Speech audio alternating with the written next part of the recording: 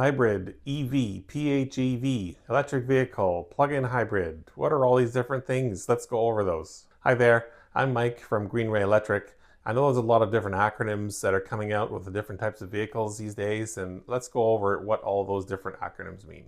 Of course, we're all familiar with gas or petrol vehicles and diesel vehicles, but what I'm going to concentrate on in today's discussion is what does it mean when it's a hybrid vehicle? What is a PHEV or plug-in hybrid electric vehicle? And how does that differ from an EV or electric vehicle? So let's go over each of those ones individually. So the first one, of course, we're all familiar with gas and petrol vehicles or diesel vehicles. And those ones, if you say you have a gas vehicle or a diesel vehicle, to me that says you're only powering it with gasoline or diesel. But if you move up to something different called a hybrid, and the hybrid vehicles, they've been around for quite a while, at least 20, 25 years.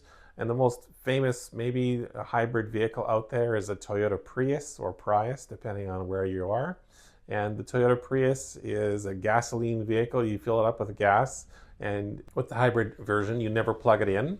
And what it has is a very small onboard battery, as well as an electric motor that will assist the engine as needed. So, for example, when you are looking to accelerate your vehicle, it's going to provide a little bit of extra assistance using the electric motor and allow the car to accelerate a little bit faster and use a little bit less gas.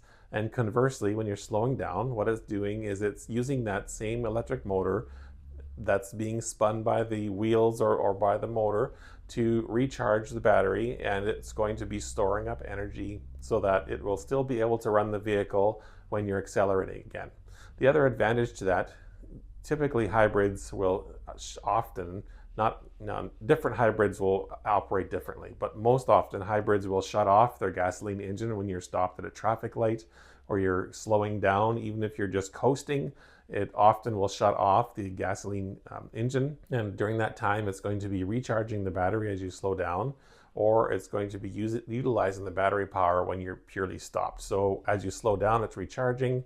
As you stop, it's going to switch to battery power and still run your AC and your radio and those types of things. And typically the gasoline engine will not switch back on until you go to accelerate again. Some vehicles will also allow you to do limited EV driving, electric vehicle driving, or pure electric driving in parking lots. If you keep your speed really slow, almost walking speed, it may allow you to drive for a very short distance on electric. But eventually, because the battery is so small, it's going to switch over and turn the gas engine back on. It's going to turn it on immediately if you press hard on the accelerator, and it may delay turning on the gas engine if you're very, very light on the accelerator. But if you're in normal traffic, it's likely going to turn the gas motor back on.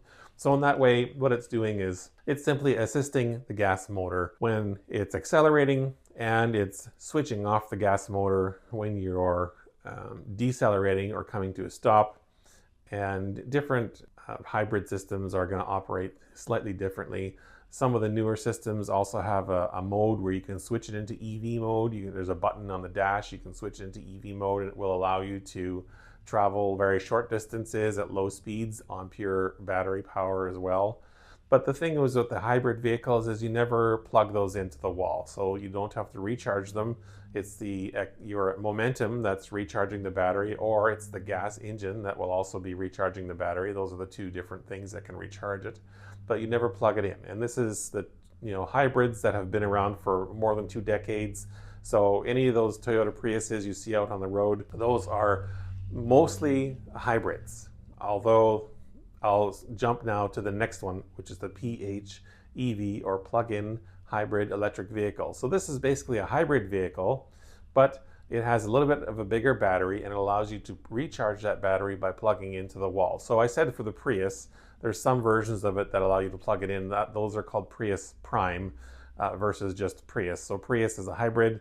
There's a Prime, which you plug in, and that's Toyota's way of distinguishing between hybrids and plug-in hybrids, is calling them Prime. But other manufacturers are going to be calling them different things. You've maybe heard some people say they've got a PHEV vehicle, and they're just taking the PHEV acronym and pronouncing it, so PHEV meaning PHEV, but it often people will spell it out PH meaning plug-in hybrid electric vehicle.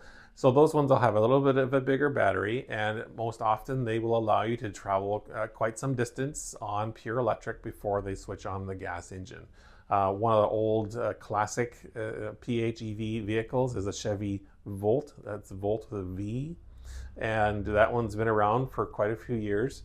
And that was one of the originals of plug-in hybrid electric vehicles. So it has a gasoline engine as well as a battery that allows it to travel for some distance. And that one would travel around 40 miles or 60 kilometers in its original incarnation. Later versions traveled further.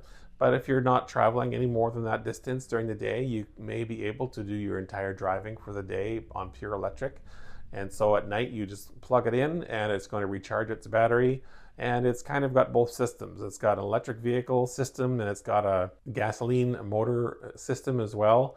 And those two systems will work together to propel your vehicle. And you don't really need to spend a lot of time figuring out what if you need to turn the motor on or off. It's all programmed into the car. There are certain modes you can switch it into so that it forces the engine to turn on, and it saves the battery if there's some reason to do that. But that's a plug-in hybrid electric vehicle. So you would plug it in at night. It's going to allow you some amount of range, 10, 20, 30, 40, 50 kilometers or miles on pure electric. And then once you run out of electricity, then it's going to switch on your gasoline engine, and then it basically becomes a hybrid vehicle. Then it's going to switch your gas engine on and keep you running for many hundreds of kilometers or hundreds of miles. And you could decide to never plug in your PHEV vehicle if you wanted, and that would be fine, although you'd be missing out on the benefits of plugging it in every night. So I would suggest plugging it in every night. But let's say you didn't have access to a plug and you just needed to refill with gas as needed. You can treat it as any gas vehicle, and if you're going on a road trip, you'll get hundreds and hundreds of kilometers out of that gas tank, and you can refill it and then immediately continue on for another several hundred kilometers. So that is a plug-in hybrid electric vehicle. The last type of vehicle I wanted to talk about is an EV or electric vehicle. And this is what's coming up a lot in the news these days, the electric vehicles. And so those ones do not have a gasoline or petrol or diesel engine at all. Those ones are pure electric. So it has a battery and it has an electric motor. And that is the limit of the car. So your car will only go the distance that your battery will allow you to go. Some of the original electric vehicles didn't have a very long range. They were only 60, 80 miles, 90 miles, something along those lines. And there was and also in those days, there was not a lot of public charging stations as well, or quick chargers. And so often, more than 10 years ago, and electric vehicles have been around for more than 10 years, the modern electric vehicles, and they would take a longer time to recharge. Typically, the best place to recharge them is at home. And then if your daily needs exceeded the car's range, then you may have needed to stick with a hybrid vehicle or plug-in hybrid or with a gas vehicle. They might not have met your needs. More recently, there's a lot of high-speed plug-in stations, recharge stations that will allow you to do road trips.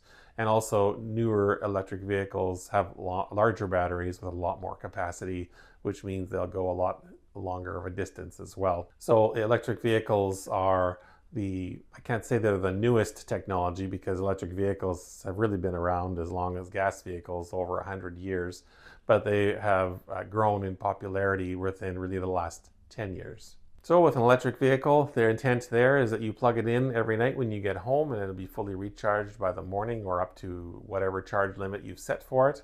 And then you go about your day and do your normal activities. If you need to take a road trip with it, there's a lot of electric vehicle recharge stations out in around now.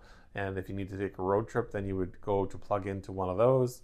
And there's a few different ways to do that. I've done a video about how to do that. But that's what an electric vehicle is. So it has no gasoline, no diesel engine at all. So if I go back again to sort of summarize, so we have started out with the gasoline diesel vehicles. Then we had hybrid, which has a small battery and still does not need to be plugged in, but it will use a electric motor to supplement or assist the gasoline engine. Then the next level is a PHEV, the plug-in hybrid electric vehicle. Those ones you plug in and you can drive a short distance before the gasoline or diesel motor will switch on.